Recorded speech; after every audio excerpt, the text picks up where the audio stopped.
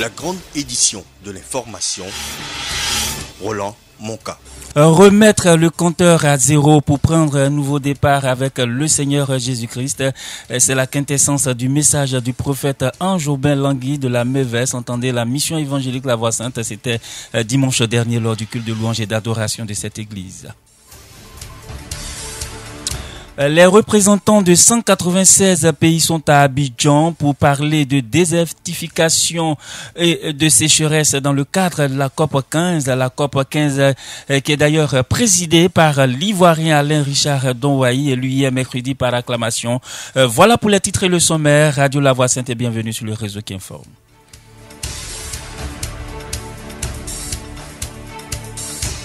Le prophète Ange-Aubin Langui de la mission évangélique La Voix Sainte, la Mévès, située donc dans la commune de Cocody, dans les jardins de la Riviera. Remettre le compteur à zéro pour prendre un nouveau départ avec le Seigneur, basé sur Jean chapitre 8, versets 1 à 11. C'est la quintessence du message de l'homme de Dieu, le prophète Ange-Aubin Langui. Pour le serviteur de l'Éternel, l'enfant de Dieu sera toujours éprouvé, mais il ne doit pas abandonner. Il faut éviter également de juger les autres. On l'écoute.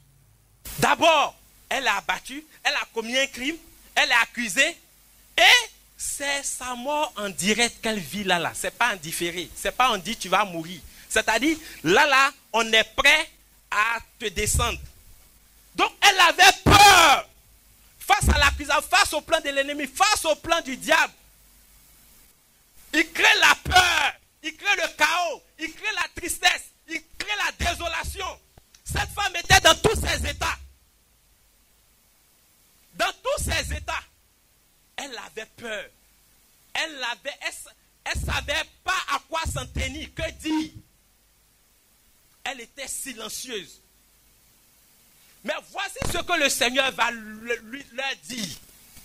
Que celui d'entre vous qui n'a jamais péché, qui n'a encore rien fait, jette la pierre. Alléluia.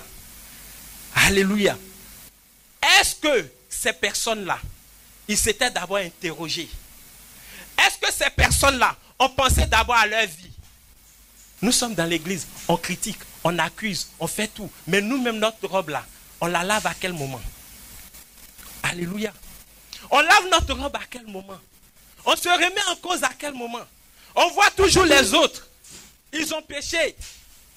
Comme le publicain et le pharisien. Amen. Le publicain pouvait dire, Seigneur, sois apaisé envers moi. Parce que déjà dans la doxa, dans l'opinion, ils ont une mauvaise vie. Mais le pharisien, déjà, il est arrivé. Et ici, ceux qui sont venus accuser cette femme-là, c'était qui? C'était des gens de la loi.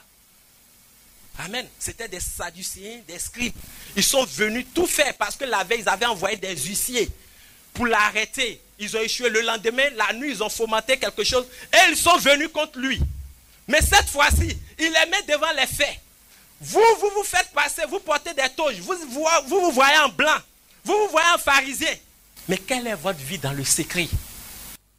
Rester au contact de Jésus-Christ pour affermir sa foi, c'est le conseil qu'a bien voulu donner le prophète Ange-Aubin Langui aux fidèles chrétiens. C'est pourquoi nous devons faire attention. Nous devons savoir qui nous sommes.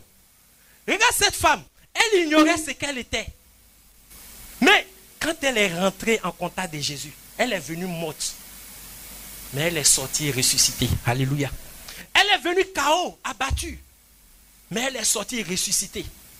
Parce que le Seigneur va lui faire grâce. Lui seul qui était habilité à la condamner. Parce qu'il était pur, celui qui n'a jamais péché. Il dit que celui qui n'a jamais péché, lui jette la première pierre. De vous à moi, est-ce que Jésus a péché? C'est lui qui devait jeter la première pierre. Parce que c'était lui qui était habilité à cela. Mais même étant Dieu, étant celui qui n'a jamais péché, ne lui a pas jeté la première pierre. Mais nous sommes toujours prêts à accuser, nous sommes toujours prêts à bannir. Toi, tu m'écoutes. Ce n'est pas à cause d'un homme que tu as perdu ta foi. Tu as dit que non, je ne vais plus à l'église, je vais rester à la maison. Je ne viens. Tu ne viens pas pour un homme, tu viens pour le Dieu, ce Seigneur-là. Celui qui a dit à cette femme-là, t'ont-ils condamné? C'est sa voix que tu dois écouter en ce matin. Et il peut dire, va et ne pêche point, ne pêche plus. Cette information pour refermer la page religion chrétienne, le président des jeunes de l'église des assemblées de Dieu de Toumaudi, pasteur Serge Kana, a récemment appelé ses pairs à être la lumière qui brille dans les ténèbres. C'était à la faveur d'un grand rassemblement au temple central de Toumaudi autour du thème « Ma jeunesse en mission face aux défis des derniers temps ». 600 jeunes venus de la région ecclésiastique de Toumaudi entendent être une jeunesse valeureuse, déterminée et qui craint Dieu.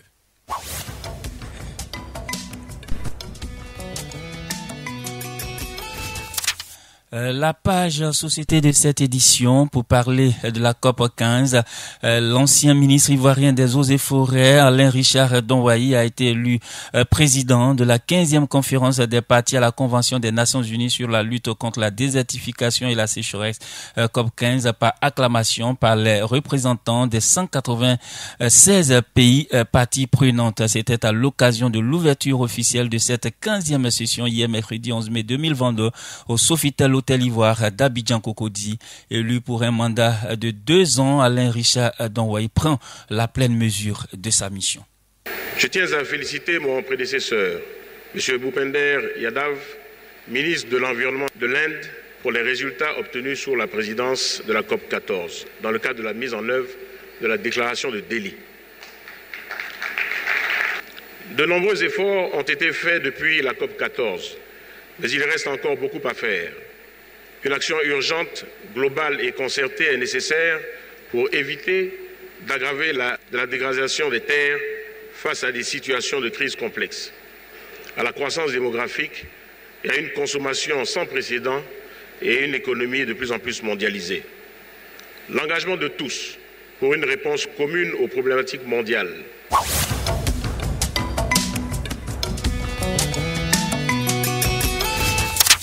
À l'international, l'actualité s'ouvre sur le Ghana où les assemblées annuelles du groupe de la Banque africaine de développement, la BAD, se tiendront du 23 au 27 mai 2022 à Accra, rapporte un communiqué transmis à l'agence ivoirienne de presse. Ces réunions marquent un retour aux réunions en présentiel après les rencontres virtuelles des 2 dernières années. Le thème des assemblées annuelles 2022 du groupe de la BAD est favoriser la résilience climatique et une transition énergétique juste pour l'Afrique. Depuis le 16 avril, 8 mineurs dont 6 Burkinabés, 1 Zambien et 1 Tanzanien sont pris au piège dans la mine de zinc de Perkoa au Burkina Faso, à une centaine de kilomètres de la capitale Ouagadougou. Près d'un mois après leur disparition, les autorités burkinabées estiment qu'il existe des motifs d'espoir de les retrouver à condition que les sauveteurs atteignent rapidement une chambre de refuge à près de 600 mètres sous terre. Dès lundi prochain en France, 16 mai 2022, le port du masque dans les transports ne sera plus obligatoire. Une annonce faite par le gouvernement en plein recul de l'épidémie de Covid-19, même si celle-ci n'est probablement pas terminée. Cette obligation va aussi être levée dans les aéroports et dans les avions européens, a précisé par ailleurs l'Agence européenne de la sécurité aérienne. Et puis, cette triste information pour terminer, la journaliste Shirin Abu Akleh, l'une des plus connues de la chaîne qatarienne Al Jazeera, a été touchée par une balle dans la tête ce mercredi 11 mai au petit matin alors qu'elle couvrait des affrontements dans le secteur de Jenin en Cisjordanie occupée. Palestinienne, chrétienne et âgée d'une 50aine d'années, Shirin Abu Akleh avait travaillé à la Voix de la Palestine avant de rejoindre la chaîne Al Jazeera. Merci d'avoir suivi cette édition complète de la mi-journée.